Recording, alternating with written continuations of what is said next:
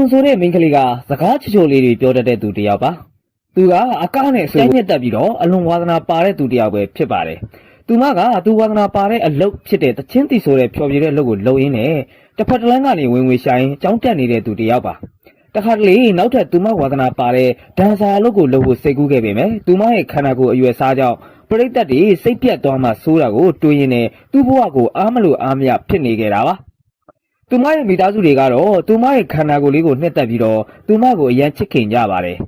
စီကွန်ကတော့အစားအသောက်ကိုအရန်မမောတဲ့သူတစ်ယောက်ပါသူမရဲ့ခန္ဓာကိုယ်ကိုစိတ်ပြတ်ခဲ့ပေမဲ့လည်းအစားအသောက်ကိုတော့ဘယ်တော့မှမစင်ကျင်ခဲ့ပါဘူးကျောင်းမှာဆိုရင်လေကျောင်းသူကျောင်းသားအများစုကသူ့အပေါ်ကိုအမြဲအနိုင်ကျင့်ပြီးတော့လှောင်ပြောင်ခြင်းကိုခံခဲ့ရပါတယ်စီကွန်ဘဝမှာတော့အမြဲအားကြရတဲ့သူတစ်ယောက်ရှိပါတယ်အဲ့ဒါကတော့သူမအကိုရဲ့ဇနီးဖြစ်သူရီရှာပဲဖြစ်ပါတယ်ရီရှာကတော့အလွန်ချောမောလှပတဲ့မော်ဒယ်တစ်ယောက်ပါစီးပွားရေးလုပ်ငန်းရှင်တွေရဲ့ကြော်ညာကမ်းလှမ်းချက်တွေကိုလည်းတော်တော်များများရတဲ့အပြင် TV Channel တွေထဲမှာပါဝင်ခွင့်ရရှိခဲ့တာကြောင့်စီကွန်ကတော့အမြဲအားကျနေခဲ့တာပါတနေ့မှာတော့စီကွန်ကလမ်းဘေးမှာလဲနေတဲ့မိန်းမကြီးကိုတွေ့မြင်ခဲ့ပြီးကိုကြီးကဲတင်ရာကနေသူမဖြစ်ချင်ခဲ့တဲ့အရာတွေကိုဖြစ်လာခဲ့ပါတယ်မိန်းမကြီးကတော့မော်စရာတဦးပါဒီမိန်းမကြီးကသူမဖြစ်ချင်တဲ့အရာတွေကိုဆူတောင်းစေခဲ့တယ်အဲ့ဒီအချိန်မှာတော့စီကွန်ကသူမအားကြရတဲ့သူမရဲ့ခဲမဖြစ်တဲ့ရီရှာအဖြစ်ကိုဆူတောင်းခဲ့ပါတယ်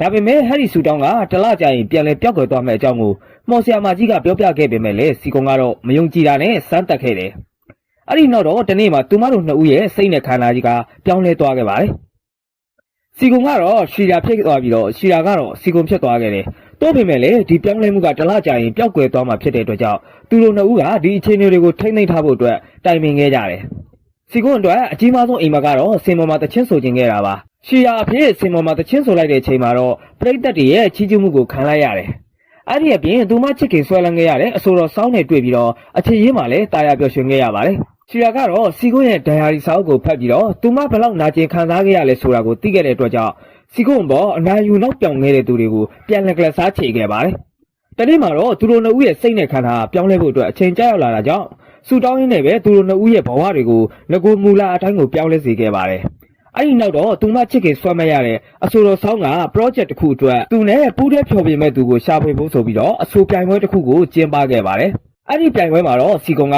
သွားရောက်ရှင်ပြိုင်ခဲ့ပါတယ်။အဲ့ဒီနောက်တော့သူမရဲ့ဆွဲဆောင်ရည်နဲ့အတန်ဆွဲရည်ကိုချီးကျူးပြီးတော့ဆောင်းရဲ့ပါဒနာအဖြစ်ကိုရွေးချယ်ခြင်းကိုခံလိုက်ရပါတယ်။နောက်ဆုံးမှာတော့စီကွန်တယောက်ဖြစ်ချင်ခဲ့တဲ့မူလခန္ဓာကိုယ်နဲ့အိမ်မက်တစ်ခုကတကယ်ဖြစ်လာခဲ့ပါတယ်။